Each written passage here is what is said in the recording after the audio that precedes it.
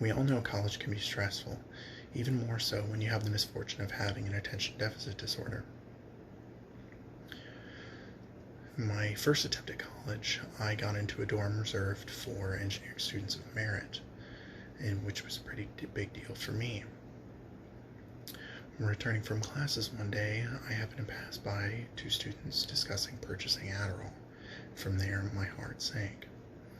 While college presents its own difficulties in navigating its structure, more and more students turn to stimulants in order to surpass those difficulties rather than solving a problem.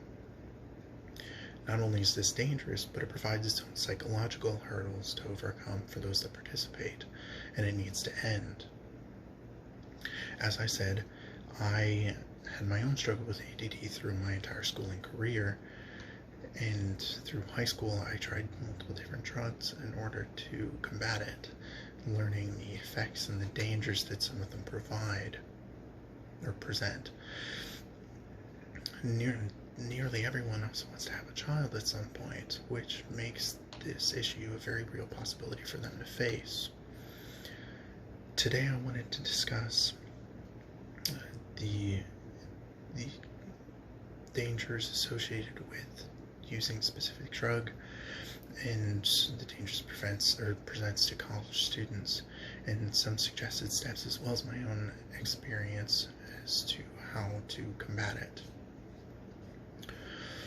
Firstly, it's important to talk about the direct dangers of overuse of drugs to treat attention disorders like any other.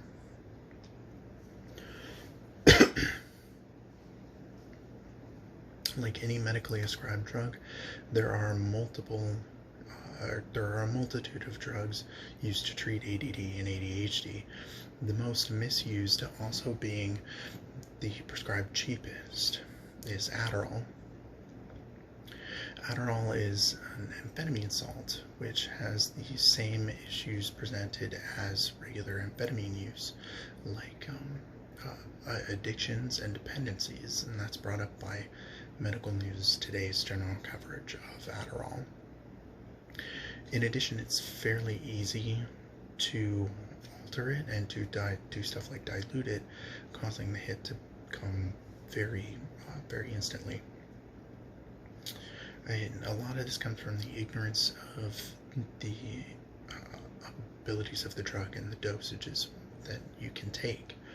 And through this, dose regulation is actually heavily controlled, as little as 1.5 milligrams per kilogram of body weight ratio can cause you to overdose.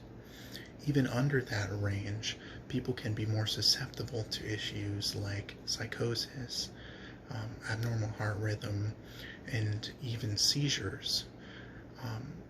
My initial switch from the drug occurred when my doctor noticed a slightly abnormal heart rhythm, even after just taking the drug for 6 years. There's also an allure to selling the drug, as it not only being a very cheap choice, but the drug's street value, which can be anywhere from $5 to $20, depending on the prescription strength, makes the offsetting of college cost very attractive. And I even have from a study done that 115 students who were prescribed the drug, of them, more than a quarter actually intended at some point to sell it or to just give it away.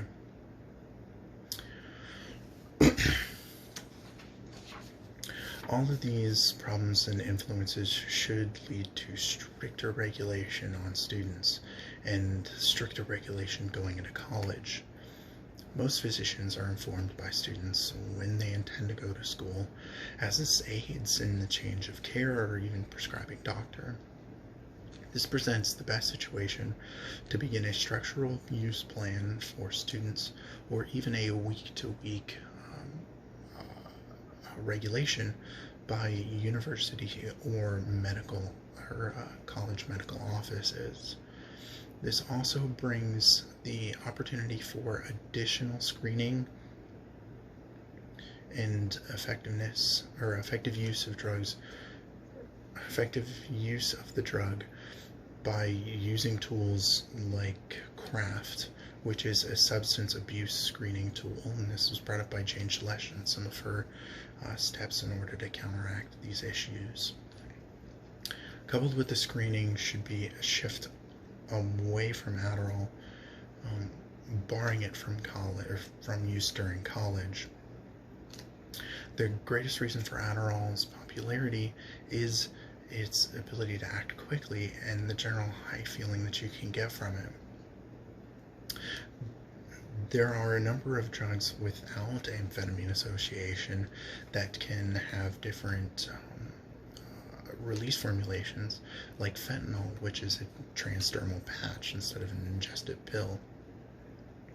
While the suggestion might seem strong, it's not more than a few doctor's visits to increase the safety.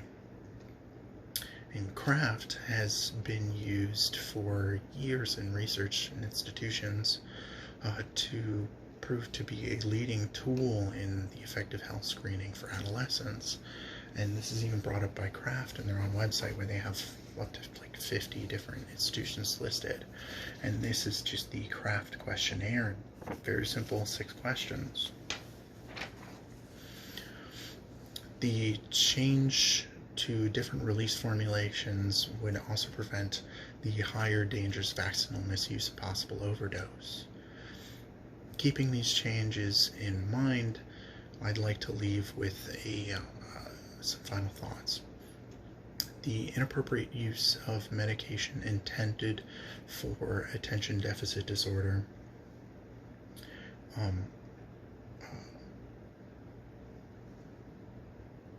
it presents such a danger to college students that it must be addressed by stricter regulation on active students.